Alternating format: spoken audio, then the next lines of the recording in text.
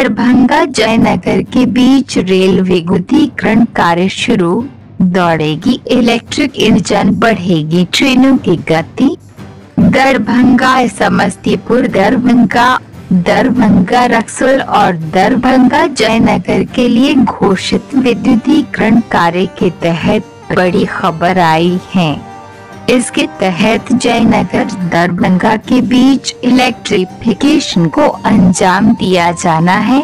Railway द्वारा इसकी तैयारी शुरू की जा चुकी है।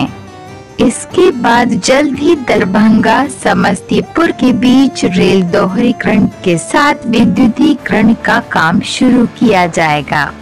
रेलवे बजट में केंद्र सरकार द्वारा समस्तीपुर, दरभंगा, जयनगर और रक्सौल को विद्युतीकरण से जोड़ने की योजना है।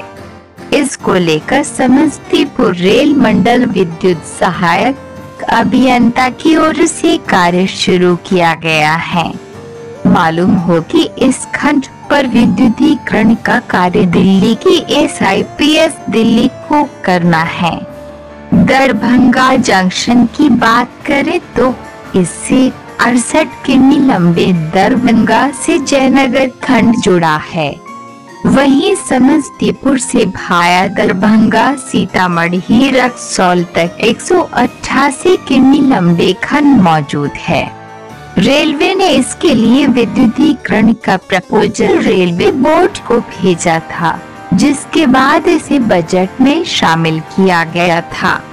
विद्युतीकरण कार्यों को लेकर घाटी के पास मास्ट निर्माण का कार्य शुरू कर दिया गया है।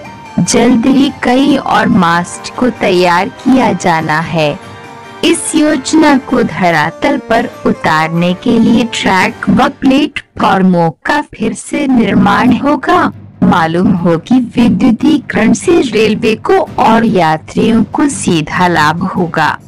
जहां विद्युतीकरण से रेलवे डीजल लोगों के परिचालन पर खर्च होने वाले लाखों रुपए के खर्च में कटौती कर सकेगा, वहीं इससे इंजनों से होने वाले प्रदूषण से भी बचा जा सकेगा।